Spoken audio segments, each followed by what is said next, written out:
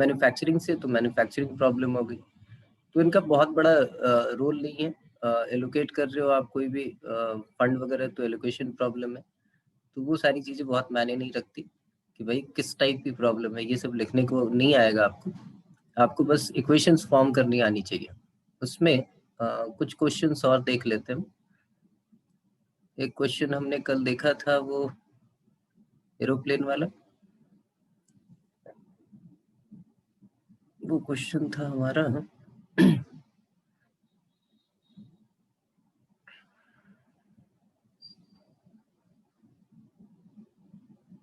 Question number 5 था। अब आ जाओ, एक देखो क्वेश्चन नंबर 6, ये ट्रांसपोर्टेशन प्रॉब्लम है। इसमें प्रॉब्लम आती है सबको, और ये जानबूझ के मैंने इसलिए कल नहीं कराया था, क्योंकि अगर आपने हाँ कह दिया कि सर होमवर्क कंप्लीट है, तो यही वाला क्वेश्चन आपसे पूछता मैं। तो क्वेश्चन नंबर 6 मिसलेनियस का, इसको बोलते हैं ट्रांसपोर्टेशन प्रॉब्लम।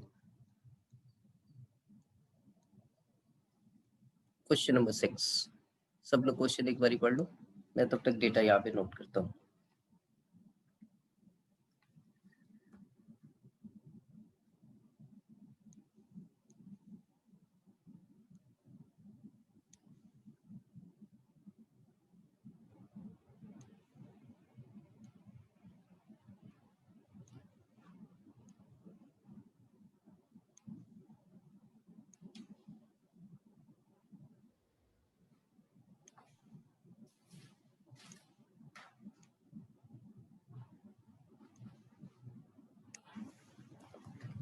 क्वेश्चन में गिवन है कि आपके पास दो गोडाउन्स है ए एंड बी, जिनकी कैपेसिटी 150 क्विंटल है। 100 क्विंटल इसका है और 50 क्विंटल इसका है। 3 राशन शॉप्स हैं, जिनकी रिक्वायरमेंट जो है, पी की रिक्वायरमेंट जो है वो 50 है, 50 quintal. Q sorry D F है पी क्यू आर की जगह।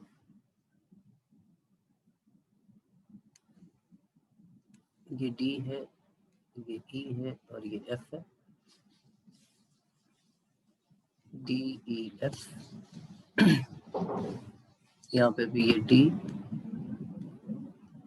E and F. ये 50 चाहिए, इसको चाहिए स्टार्टिंग वाले को 60 क्विंटल, ये 60, इसको 50 की रिक्वायरमेंट है और इसको 40 की रिक्वायरमेंट। ट्रांसपोर्टेशन कॉस्ट गिवन है, एक टेबल बना हुआ है, उसमें ये ट्रांसपोर्टेशन कॉस्ट गिवन है आपके पास।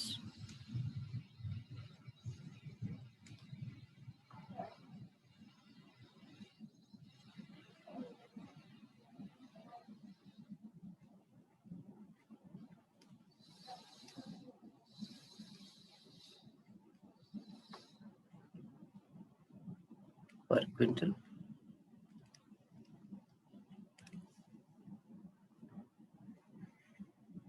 और यहाँ पे ये फ्रॉम एंड टू,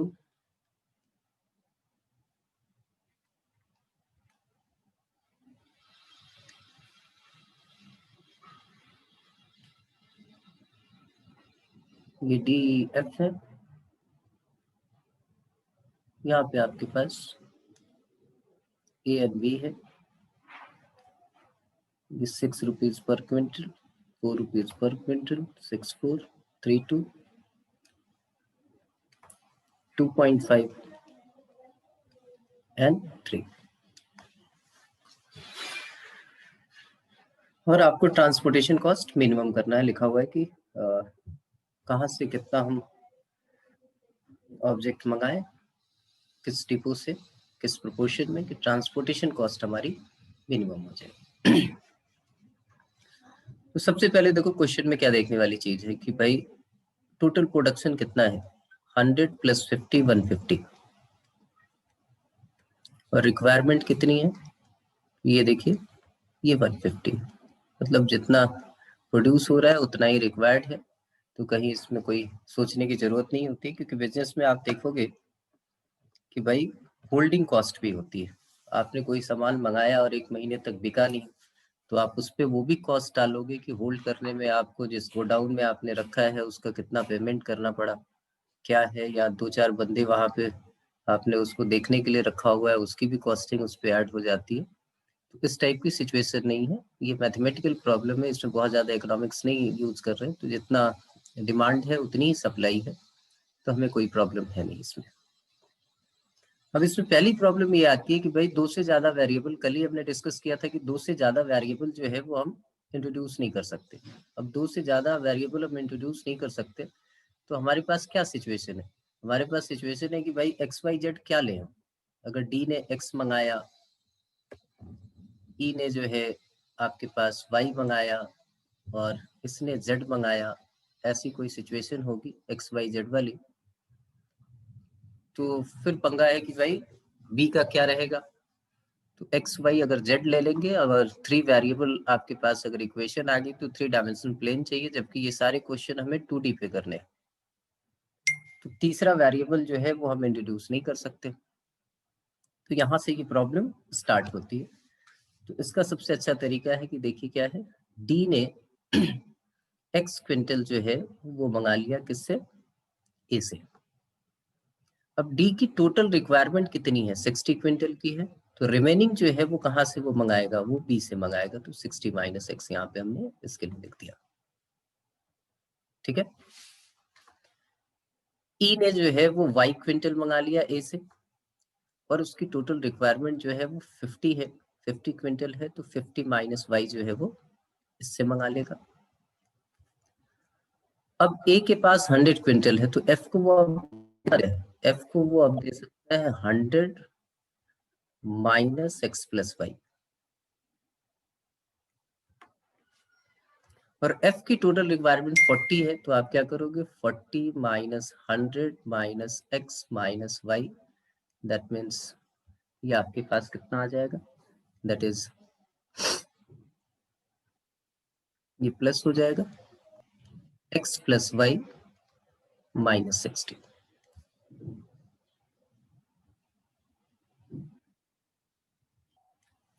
ठीक है, ये बात समझ में आ गई, x plus y minus 60, clear है ये।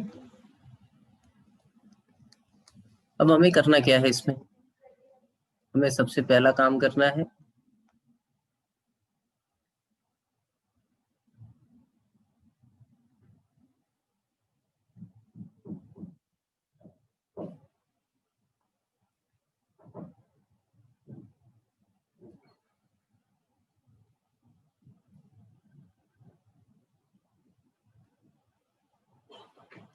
हाँ प्रशांत,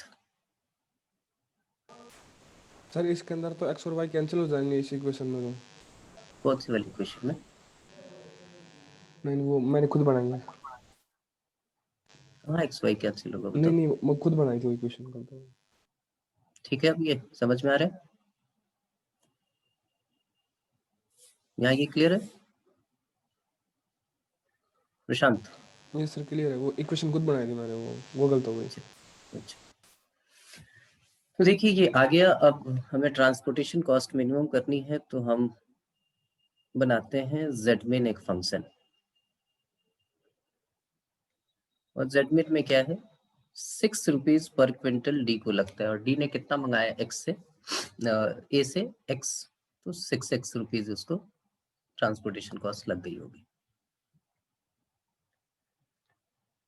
फिर डी ने जो है बी से कितना मंगाया, 4 क्विंटल, तो सॉरी 60 माइनस एक्स, तो ये 4 इंटू 60 माइनस एक्स, इतने रुपीज उसको लग गए होंगे।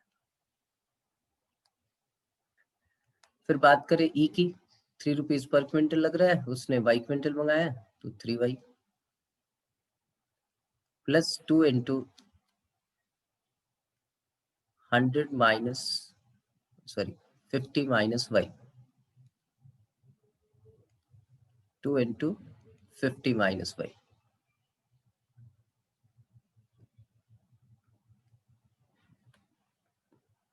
प्लस एफ का देखो 2.5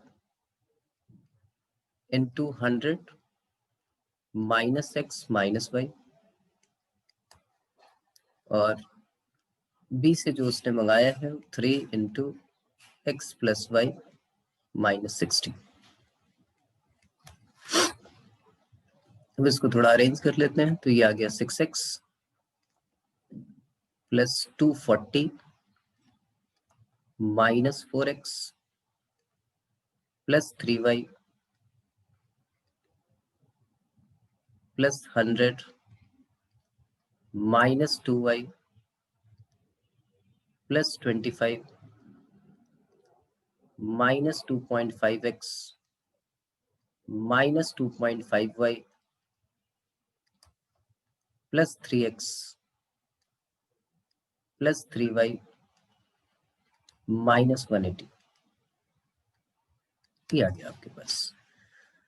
थोड़ा सा और सिंप्लीफाई करें, 6x minus 4x 2x 2x minus 2.5x मतलब माइनस 0.5x 3, तो ये फाइनली आ गया आपके पास 2.5x। y की देखें तो 3y माइनस 2y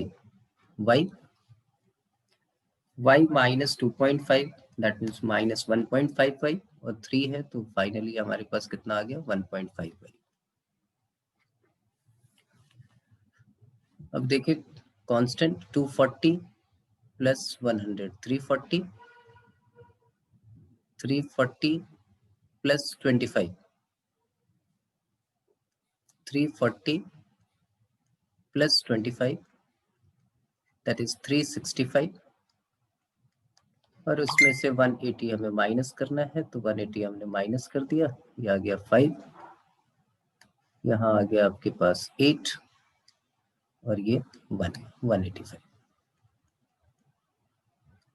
ये हमारा ऑब्जेक्टिव फंक्शन हुआ। अब प्रॉब्लम ये है कि हम इक्वेशंस कहाँ से बनाएं, क्योंकि ये सारी चीजें जो हैं वो तो हमने यूज कर ली, कुछ बचा ही नहीं इन इक्वेशन बनाने के लिए। तो इन इक्वेशन बनाने के लिए हमें क्या करना होगा, थोड़ा सा कॉमन सेंस लगाएं। इन इक्वेशन हम फॉर्म करेंगे कहाँ से, तो हम लिखेंगे कि जो भी आप मंगा रहे हो पॉजिटिव होगा, तो x is greater then 0, y is greater then 0, 100 minus x minus y it should be greater then 0, जिसको आप सिंप्लीफाई करके ऐसे लिख सकते हो x plus y should be less than equal to 100, 60 minus x ये भी पॉजिटिव, तो ये सिंप्लीफाई होके हो जाएगा क्या, x is less than equal to 60, 50 minus y it should be greater than equal to 0, तो ये हो जाएगा आपके पास क्या, y should be less than equal to 50, और एक और आ गया आपके पास x plus y minus 60 it should be greater than equal to 0, तो यहाँ से इक्वेशन जो आ गई वो क्या आ गई, that is x plus y is greater than equal to 60। Clear है, किसी को कोई प्रॉब्लम तो बताओ।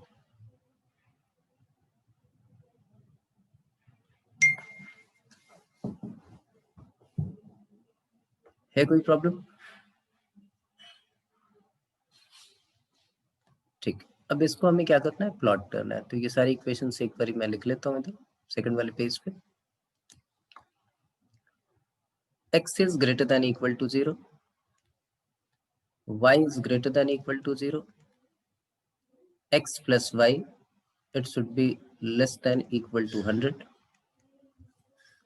और क्या है equation, x is less than 60,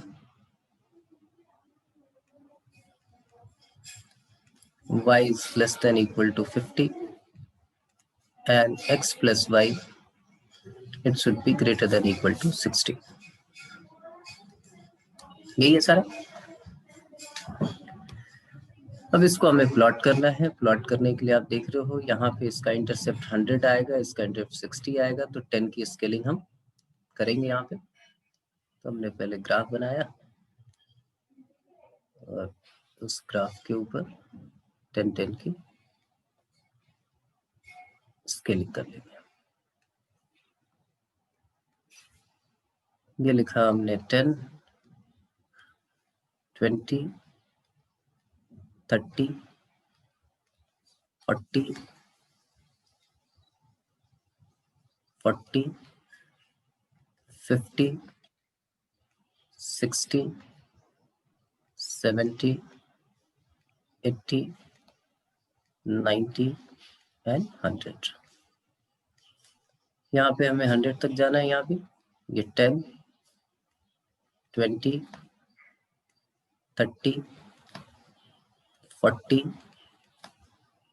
50, 60, 70, 80, 90 and 100। पहली क्वेश्चन क्या है कि x is greater then 0, y is greater then 0, मतलब फर्स्ट क्वाड्रेंट का पूरा रीजन आ जाएगा आपके पास। ये भी हो गया।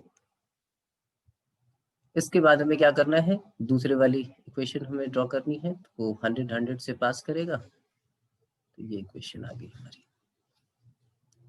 इसके ऊपर हम इसकी इक्वेशन लिख देते हैं, x plus y is equal to 100। और इसका सॉल्यूशन कहाँ पे होगा, 0 0 हमने पुट किया, 0 plus 0 is less than equal to 100, true है, तो टुवर्ड्स द ओरिजिन इधर इसका सॉल्यूशन है। x is इक्वल टू 60, तो ऐसी एक लाइन होगी तो 60 से होके पास करेगी, ये यहाँ पे हम लेके आगे। और इसने बोला है x इज लेस देन 60, तो इसका क्या मतलब है कि इसका भी सॉल्यूशन जो होगा वो इस तरफ होगा। फिर हमारे पास है y इज इक्वल टू 50, तो y इज इक्वल टू 50, तो इसके लिए लाइन बना ले एक।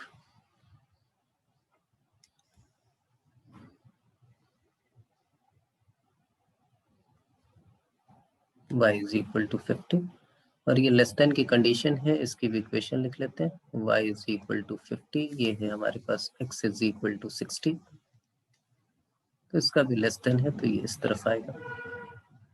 और x plus y is equal to 60 एक इक्वेशन है, तो ये हमने इधर बना लिया।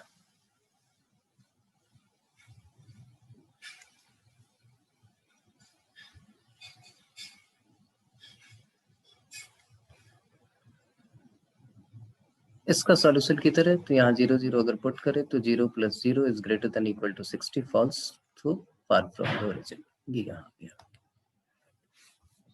तो सॉल्यूशन रीजन हमारा क्या होगा, सॉल्यूशन रीजन देखिए, ये वाला पूरा पार्ट हमारा सॉल्यूशन रीजन हो गया। इस लाइन से नीचे, इस लाइन से नीचे, और इधर की खाली। अब हमें कॉर्नर पॉइंट चाहिए, इसको हमने ए ले लिया, y is equal to 50 cut कर रही है, और ये लाइन ये है, तो ये आ गया हमारे पास 10 50। यहाँ इस लाइन को कट कर रहे हैं, तो ये बी पॉइंट हमारा क्या हो जाएगा, दैट इज 50 50। ये आ गया यहाँ पे कि क्या होगा 60 एंड 40, ये पॉइंट सी आ गया। इस पॉइंट को हमने डी लिया, ये डी हमारा क्या है, दैट इज 60 एंड 0। पीछे से ऑब्जेक्टिव फंक्शन एक बार फिर से लिख रहे हम। ऑब्जेक्टिव फंक्शन क्या है हमारा, तो 2.5x, जेड मिन जो है वो है 2.5x plus 1.5y and plus 185। अब अगला क्या होता था, हम यहाँ पे लिखते थे कॉर्नर पॉइंट CP, और यहाँ पे हम Z की वैल्यू लिखते थे। सबसे पहले हम चेक करते हैं A पे, A की कोऑर्डिनेट्स क्या है, 10 एंड 50। यहाँ पे पुट करें 10, तो 10 पुट करें तो ये हो जाएगा 25, ये आ जाएगा आपके पास 75, और ये 185, तो ये टोटल हो गया कितना, 285। फिर पॉइंट बी पे चेक करते हैं, बी क्या है हमारा 50 50, तो ये आ गया हमारे पास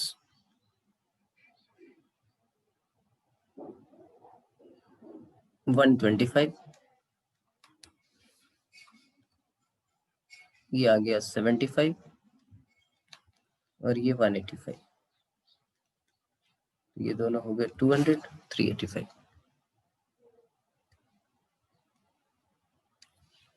एट सी हमने इसको लिखा 60 एंड 40।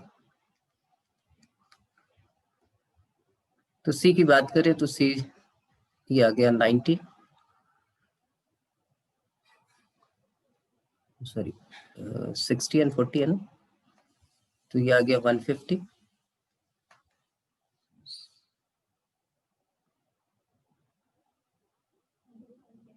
और ये आ गया 60 और 185।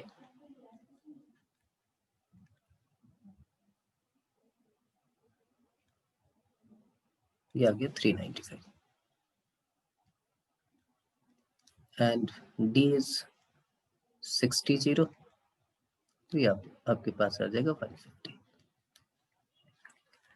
तो हमें जेड मेन करना था, सबसे मिनिमम। मिनिमम ये है आपके पास 150, सॉरी ये तो 150 नहीं आएगा ना, इसका 60 है तो 150 प्लस 185, 150 प्लस 185, ये 5 3 335। तो सबसे मिनिमम कौन सा है, ऐसे राउंड कर देंगे।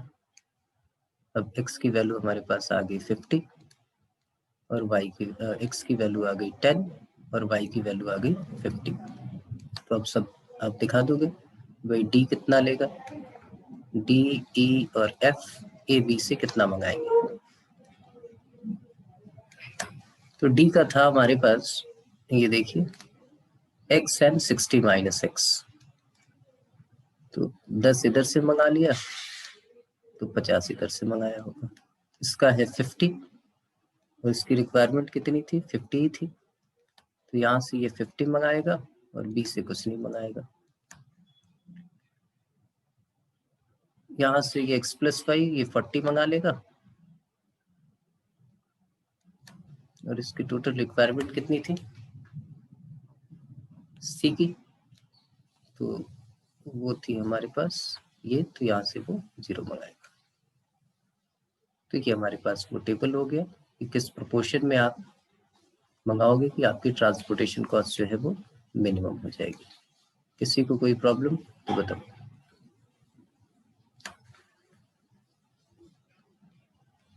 है प्रॉब्लम?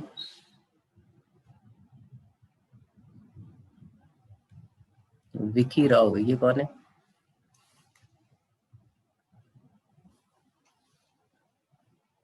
विकी,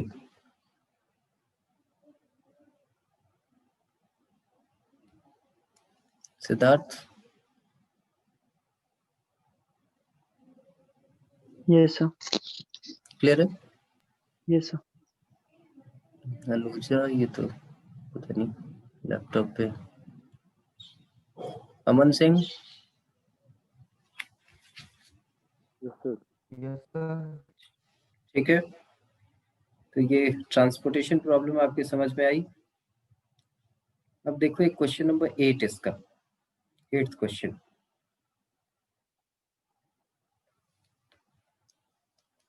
एट्थ क्वेश्चन देखिए जरा, पढ़ लीजिए सब लोग, मैं तब तक डेटा नोट करता हूँ।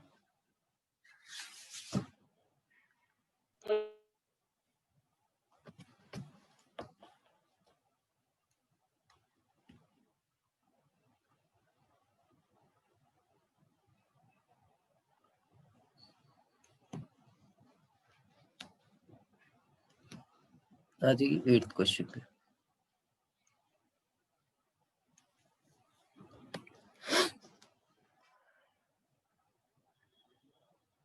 एक फ्रूट ग्रोअर है जो 2 टाइप के फर्टिलाइजर यूज करता है, P and Q.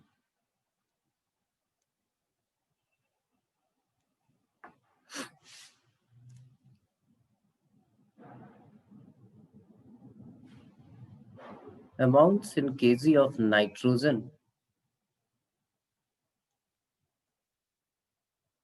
phosphoric acid, potash और क्लोरीन। ये 4 चीजें चाहिए। In a bag of each brand are given in the table. Test indicated the garden needs at least 240 kg of phosphoric acid, 240, at least 270 of potash, and at most 310 kg of chlorine. बाकी वो table बना हुआ है, वो table देखते हैं। Brand P में कितने नाइट्रोजन, तो ये दिया हुआ है 3, 1, पोटास 3 और 1.5 पर बैग। इतने केजी जो है वो आपको मिलेंगे। यहाँ पे है 3.5, ये आपके पास है 2, ये 1.5 और ये आपके पास है that is equal to 2।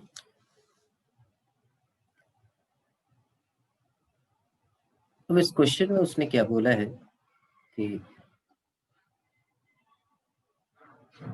if grower wants to minimize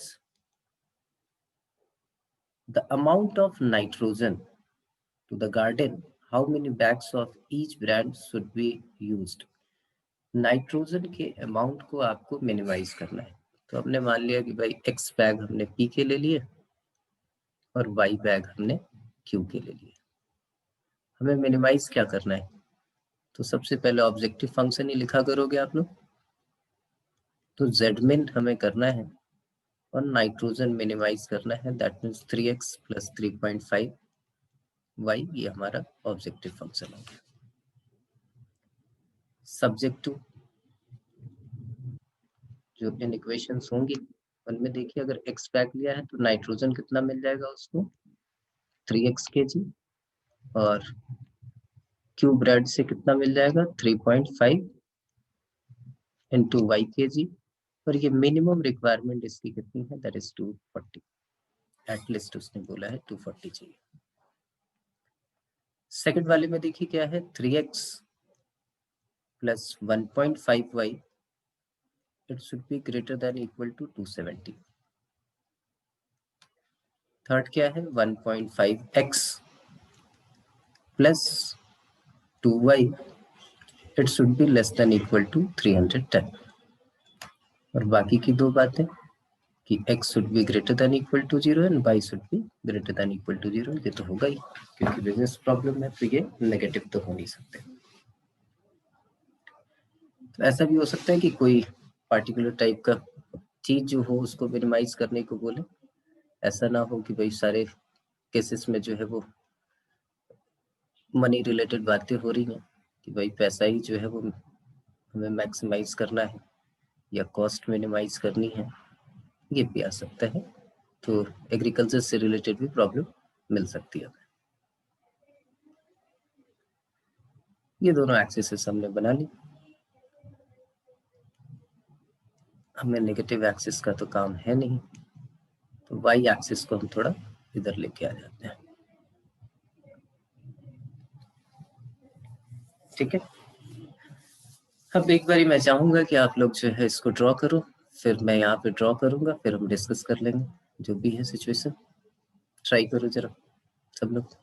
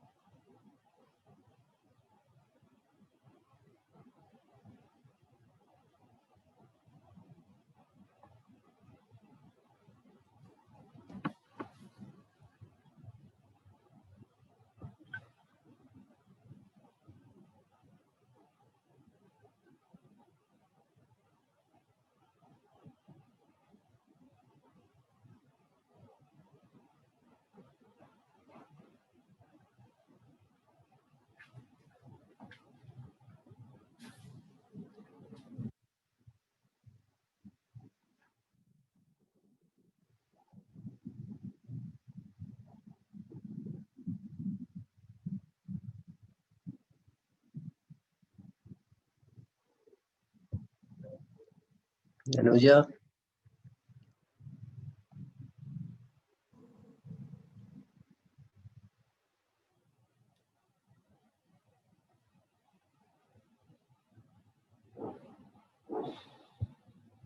Manish,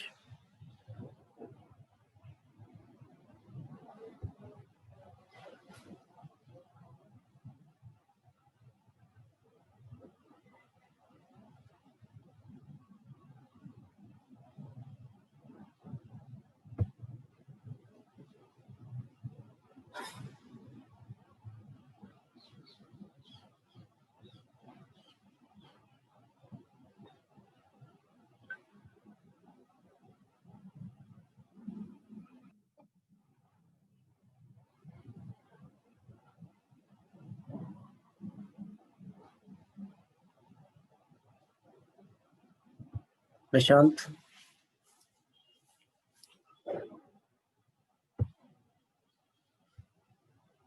yes sir. Draw किया? तो मैं नेक्स्ट क्वेश्चन करने लग गया था। मैं नेक्स्ट क्वेश्चन करने लग गया था। अच्छा, ये तो बड़ा सा है थोड़ा सा, है ना? यहाँ पे हम लेके चलते हैं इसको। पहले वाली लाइन जो है उसका एक्स इंटरसेप्ट वाई इंटरसेप्ट क्या होगा? अगर इसको लिखें तो ये हमारे पास है x upon 80 plus y upon, ये तकरीबन आ जाएगा 68 पॉइंट समथिंग के आसपास, जिसको मैं लिख लेता हूँ ऐसे 480 upon 7, that is equal to 1। तो ये स्केल बहुत बड़ा बड़ा जाएगा, 20 का कर लेते हैं। 20, 40, 60, 80, 100, 120, 140, 160, 180, 200 एंड 220, कुछ ऐसा कर लेते हैं। और इधर की स्केलिंग जो है, गौरव बताओ। सर ये जो फर्स्ट इक्वेशन लिखी है ना, ये x plus 2y greater than 240 आएगा। अच्छा हाँ, ये तो ऊपर से लिख लिया मैंने, सही बात है यार। ये तो ये वाली इक्वेशन तो ये आएगी, ये ऊपर वाला नाइट्रोजन से तो हमने वो बनाया, x plus 2y is greater than equal to 240। ठीक है, फिर तो ये ऐसे ही रहेगा। स्केलिंग बाकी वही करनी पड़ेगी। और इधर अगर हम चलें तो यहाँ भी 20 का कर लेते हैं कुछ। 20, 40, 60, 80, 100, 120, 140, 160, 180 एंड 200, 220 तक चले जाते हैं। तो पहले का तो हो गया 240, ये रहा 240 और 120, ये लाइन बना लेते हैं 240 एंड 120। 120 इधर रहा,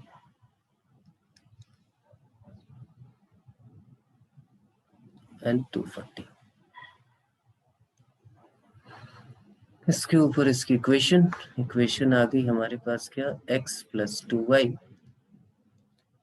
इज इक्वल टू 240। 0 0 यहाँ पुट किया हमने, तो 0 plus 0 is greater than equal to 240, false. इसका मतलब इसका solution far from the origin हो गया। सेकंड वाली इक्वेशन, इसको चाहिए 90, इधर चाहिए 90, तो 90 यहाँ मान लेते हैं। और 270 डिवाइडेड बाई 270 डिवाइडेड बाई ये कितना हो जाएगा? 180। तो 180 हमारे पास ये है, ये लाइन ड्रॉ कर लेते हैं। तो ये आ जाएगा हमारे पास,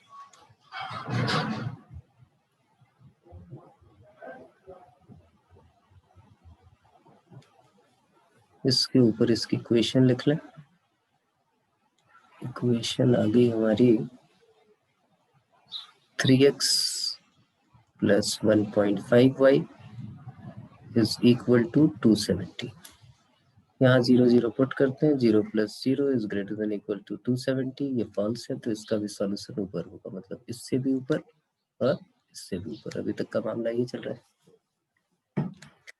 तीसरा है 310 वाला, तो ये 206 आएगा। 206 यहाँ कहीं मान लेते हैं, यहाँ पे कहीं होगा,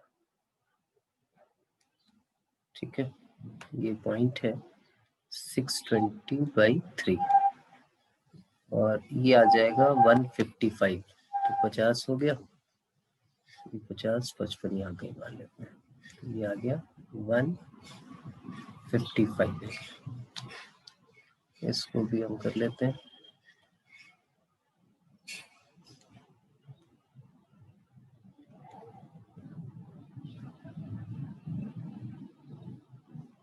यहाँ कुछ गड़बड़ हो सकती है। ये हो गया, ये 0 0 करेंगे तो इधर आएगा, तो इन दोनों लाइन से ऊपर और यहाँ तो ये हमारा फिजिबल रीजन हो जाएगा। बाकी कॉर्नर पॉइंट तो आप निकाल ही लोगे, कॉर्नर पॉइंट निकाल के इसमें पुट कर लेना। तो ये आपके 4 कॉर्नर पॉइंट हो गए, क्योंकि ये पॉइंट ऑफ इंटरसेक्शन निकालना पड़ेगा। इसको जेड में पुट करके चेक कर लोगे किसके लिए ये मिनिमम आ रहा है, ठीक है। अब आ जाइए आप सेकंड एक्सरसाइज पे, और सेकंड एक्सरसाइज में क्वेश्चन है, क्वेश्चन लिखता हूँ मैं। सेकंड एक्सरसाइज का एक लास्ट क्वेश्चन है, ऑब्जेक्टिव 11th, क्वेश्चन नंबर 11 मैं वो लिख रहा हूँ। क्वेश्चन है 11, the corner point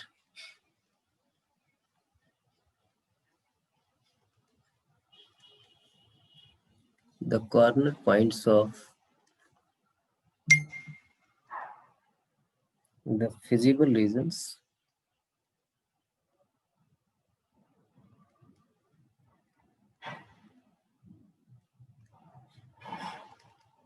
determined by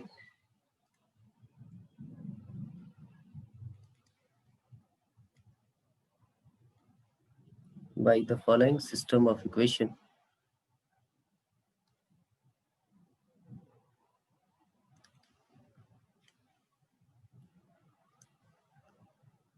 System of linear inequalities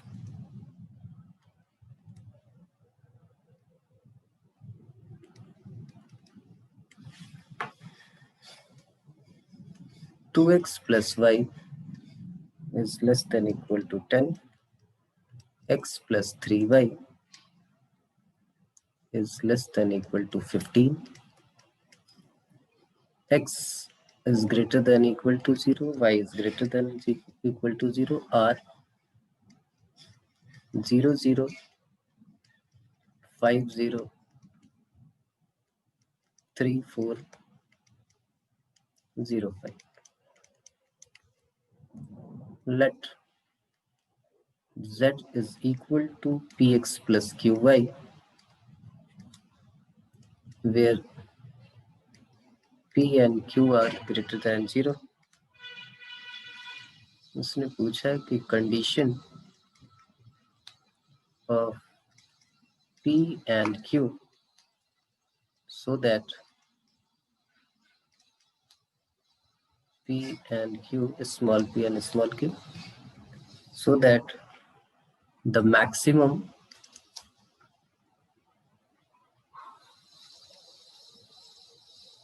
of z occurs at both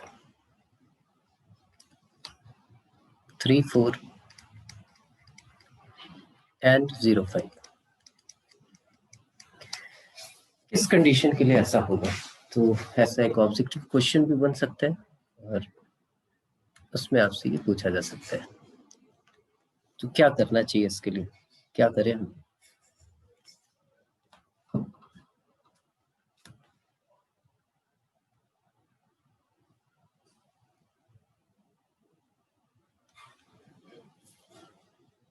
गौरव,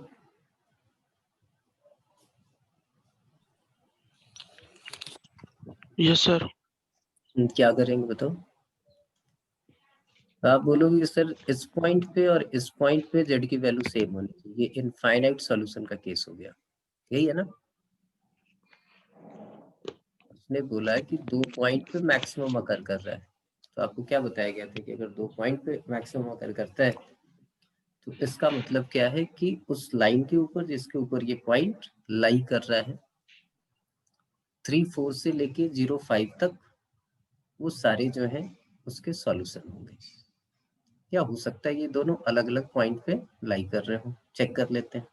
3-4 इस पे लाई कर रहा है क्या? यस, इस पे लाई कर रहा है। 0-5 इस पे लाई कर रहा है? नहीं कर रहा है। 3-4 इस पे लाई कर रहा है, देखो ये 3 और ये 4 3 12 प्लस 3 15 और 0-5 यस इस वाली लाइन पे लाई कर रहा है।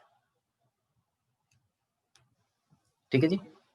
अब इसका मतलब है कि z की वैल्यू जो है 3-4 पे क्या होगी? That is 3p plus 4q। z यहाँ पे आया कब? एट 3-4 और z की वैल्यू 0-5 पे क्या होगी? तो 0-5 पे आ जाएगी ये 0 प्लस 5q। ये कहाँ पे? एट 0,5। अब ये दोनों इक्वल है तो आपको कंडीशन बतानी है, तो आपने लिखा 3p plus 4q that is equal to 5q। इसका मतलब 3p is equal to 2q। ये वो कंडीशन है जब आपके पास सेट जो है इन दोनों पॉइंट पे मैक्सिमम होगा। तो ऐसा ऑब्जेक्टिव आपको दे सकते हो और आपसे पूछ सकते हैं कि भाई क्या होगा। ये 4 ऑप्शंस दिए हुए यहाँ पे।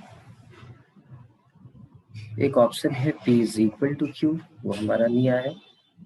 सेकंड ऑप्शन हमारे पास गिवन है, अच्छा ये q ही आएगा ना, सही 5q minus 4q that is q। Second option है p is equal to 2q, वो भी हमारा नहीं है। p is equal to 3q, ये भी नहीं है। q is equal to 3p, ये है। ऑप्शन डी इज हमारा आंसर, डी हमारा आंसर।